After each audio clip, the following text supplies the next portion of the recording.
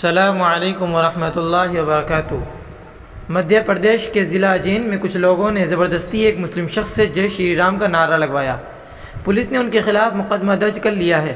मामला उज्जैन से 70 किलोमीटर दूर गांव सेकली का है, जहां एक मुस्लिम कबाड़ी से कुछ लोगों ने ज़बरदस्ती जय श्री राम के नारे लगवाए।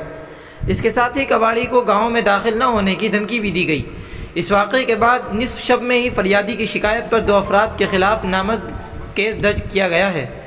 पुलिस ने इनके खिलाफ IPC के दफ़ात 505, 506 और 153 के तहत झाड़ा थाने में मुकदमा दर्ज किया है। दोनों नामजद अफराद के अलावा 3-4 नामालूम अफराद के खिलाफ भी मुकदमा दर्ज किए गए हैं। SDOP RK राय ने मालूमात देते हुए कहा कि माहीपुर का रिहायशी अब्दुल रशीद सेकली गाँव में कबाड़ी का कारोबार करने गया था, जहां कुछ लोगों ने इसे गाँव में कारोबार न करने की धमकी दी। इसके बाद 2 नौजवानों ने अब्दुल रशीद को मजहब के नाम पर धमकियां दी।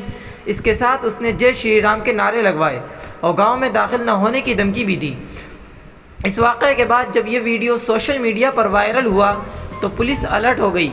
मामले की संगीनी को देखते हुए ASP और दीगर इंतज़ामी अफसरान निस्फ शब में झारडा पहुँच गए।